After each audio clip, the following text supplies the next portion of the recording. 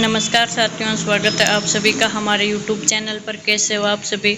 तो आज आपके सामने मैं सरपंच बनने के दस्तावेज हैं, क्या प्रक्रिया है, वो सभी आपके सामने मैं बताऊंगी। इस वीडियो में प्रोसेस क्या है तो आप भी देख सकते हैं कि सरपंच बनने के लिए क्या शर्तें ज़रूरी हैं, योग्यता क्या ज़रूरी हैं और उसकी उम्र भी क्या ज़रूरी है, उसने कौन सी डिग्री कर रखी है तो आप सरपंच बन सकते हैं। यानी 8वीं 10वीं 12वीं या स्नातक, किस डिग्री से आप सरपंच बन सकते हैं, उसके कितने बच्चे होने चाहिए, 2 से ज़्यादा बच्चे नहीं होने चाहिए, तो वो सभी अपन इस वीडियो में बात करेंगे। तो सबसे पहले अपन बात करेंगे कि सरपंच बनने के लिए क्या दस्तावेज चाहिए, क्या डॉक्यूमेंट चाहिए।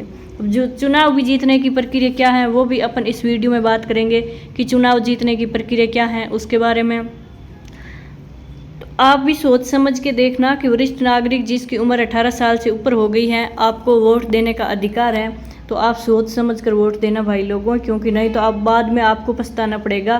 कि जो भी सरपंच उम्मीदवार पद के लिए खड़ा हो रहा है, सरपंच के लिए खड़ा हो रहा है, तो उसको आप सोच समझ के वोट दीजिए। उसको देखें कि क्या ये अपने लिए आगे भविष्य में 5 साल के लिए काम करवाने के लायक है या नहीं है, तो इसके आधार पर आप उसको चुनना है।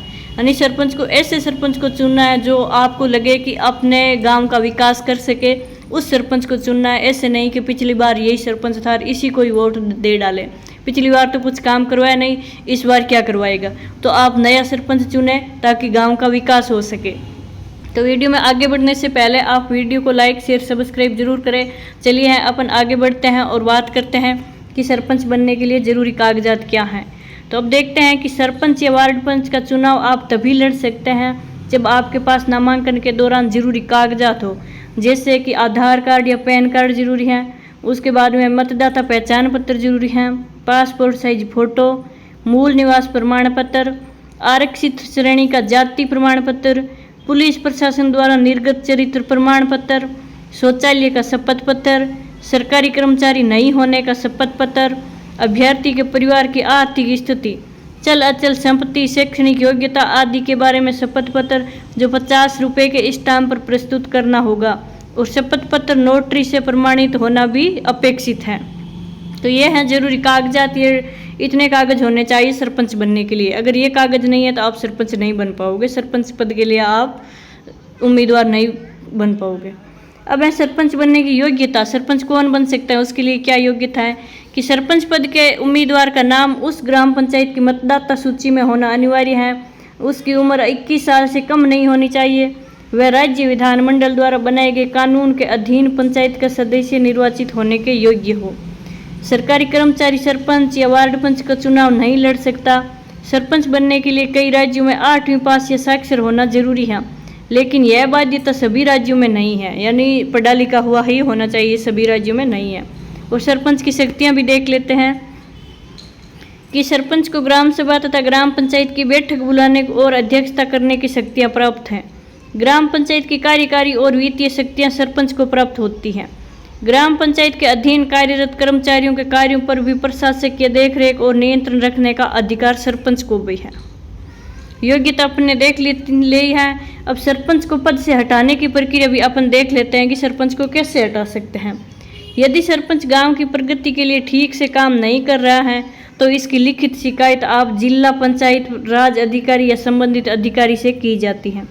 लिखित शिकायत में ग्राम पंचायत के आधे सदस्यों के हस्ताक्षर होना जरूरी है। सूचना में पद मुक्त करने के सभी कारणों का उल्लेख होना चाहिए। हस्ताक्षर करने वाले ग्राम पंचायत सदस्यों में से 3 सदस्यों का जिला पंचायती राज अधिकारी के सामने उपस्थित होना अनिवार्य होगा। अब रिपोर्ट सही पाए जाने पर जिला पंचायत राज अधिकारी गांव में एक बैठक बुलाता है, जिसकी सूचना कम से कम 15 दिन पहले सरपंच और ग्रामीणों को दी जाती है। अब अविश्वास प्रस्ताव पर ग्रामीण, वार्ड पंच और सरपंच को बहस का मौका दिया जाता है। सभी अविश्वास प्रस्ताव पर चर्चा करते हैं, उसके बाद में अविश्वास प्रस्ताव पर मतदान कराई जाती है। यदि अविश्वास प्रस्ताव पर सदस्यों के 2/3 ज़्यादा बहुमत मिलने पर प्रधान को पद से हटा दिया जाता है। हटाने की प्रोसेस देख ली है अपने। अब इस स्थान का आरक्षण क्या है वो भी देख लेते हैं कि प्रत्येक ग्राम पंचायत में ग्राम पंचायत के सदस्यों, वार्ड सदस्य के कुल स्थानों का 50% स्थान अनुसूचित जाति, अनुसूचित जनजाति एवं पिछड़े वर्ग के लिए आरक्षित किए जाएंगे। अनुसूचित जनजातियों एवं अनुसूचित जनजातियों का आरक्षण पंचायत में उनकी जनसंख्या के अनुपात में होगा। पिछड़े वर्ग का आरक्षण अनुसूचित जातियों एवं अनुसूचित जनजातियों के लिए स्थानों के आरक्षण के पश्चात 20% तक होगा। आरक्षित एवं अनारक्षित श्रेणी में 50% स्थान महिलाओं के लिए आरक्षित होगा। आरक्षण का यही नियम मुख्य पद हेतु होने वाला आरक्षण भी लागू होगा। अब ग्राम पंचायत की अवधि कितनी है वो भी देख लेते हैं कि ग्राम पंचायत अपनी प्रथम बैठक के तिथि से 5 वर्षों की अवधि तक रहेगा और उससे ज़्यादा नहीं रहेगा। अब सरपंच के कार्य क्या है वो भी देख लेते हैं कि सरपंच गांव का मुखिया होता है। उसे गांव के मुखिया के रूप में गांव की भलाई के लिए फैसले लेने होते हैं।